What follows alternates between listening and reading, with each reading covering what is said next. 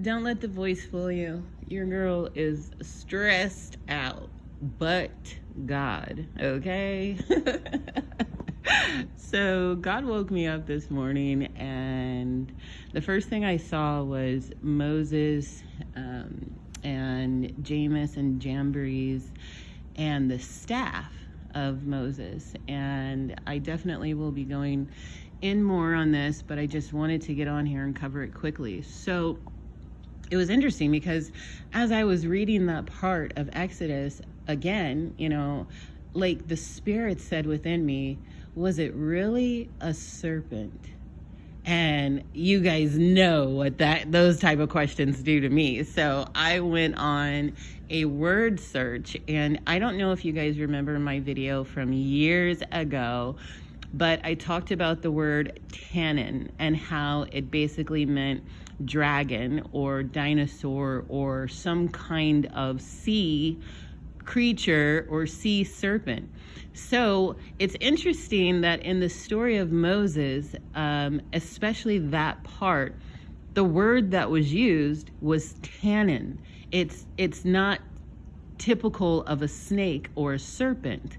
It has been interpreted that way, but you guys really should do a deep dive into the word of God and not just think of the word as like the Bible, like actually look up the words that are used so that you can get a greater understanding. And it brings like so much more life and excitement to the story, because it's like, wait a second. So you mean to tell me that the staff that Aaron threw down turned into a sea dragon? Also, there are some translations that say crocodile, and it's interesting that it ate the other staffs that turned into serpents. So this is like juicy, right? Oh my goodness. Like, yo, okay, God, like, just go ahead and show out, because we know that our God is an awesome God, and he doesn't do like, he does like little things, but everything that he does is like amazing and the best and over the top. So just go look up that word tannin. I'm going to be, bringing videos soon, and it's going to be amazing. We're going to have an amazing time, you guys. And like I said, don't let the voice fool you. I just choose to be positive in the midst of the shaking. God is dealing with all of us. All of us, okay? But at the end of the day, I love him. He is my God. He is amazing, and he has full authority to do whatever he wants to do with my life. And I surrender. But yes, so I'm just excited because he still talks to me. He still gives me revelations. He still wakes me up in the morning. He still loves me. He still shows me that the things that he gave me, my gifts, he has not taken away. And that's just like in the story of Job. Everybody always thinks that just because life is perfect, that means that God is with you. God is with you in every part of your life. Even after life, God is still with you. Like, we need to get God out of these boxes and, delusional projections that we have placed him in. He is a big God. He is a great God. And the greatest stories have extremes, honey. Okay, like, what are your favorite Bible quote unquote stories? But they were actually truths that people lived. Okay, like, do you think it was comfortable for Abraham to leave his family and just trust God? Like, we read this stuff and like we get excited about it because we're able to see the end. But when God says to you, trust me in the shaking, trust me in the, you don't know what's coming next, I know what's coming next. Where is your faith? Are you like, do you get excited?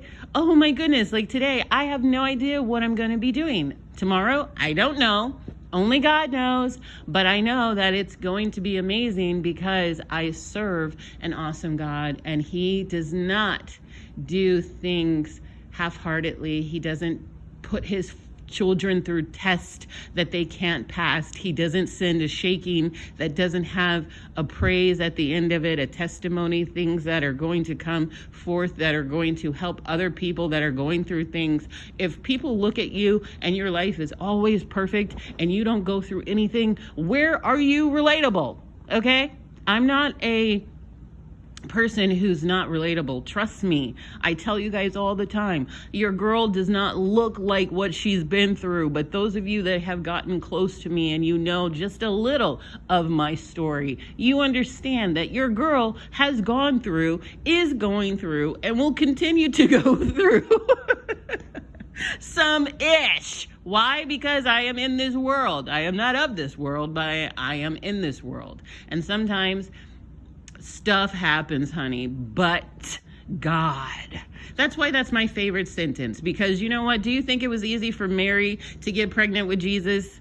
And, you know, all the stuff that she went through. Do you think it was easy for Sarah to want a child and not have a child, but have to watch her maid have a child, and then, you know, have God come and visit her when you know, her and Abraham are in their old age, and then God says to her, by this time next year you will have a child, you will have an heir, because my word does not return void. So don't look at the circumstances, look at the God that is over the circumstances. You might be going through some storms, but guess what, honey? Let your hair blow in the wind, because you are going to be victorious, okay? That's what you have to believe it. You have to have faith.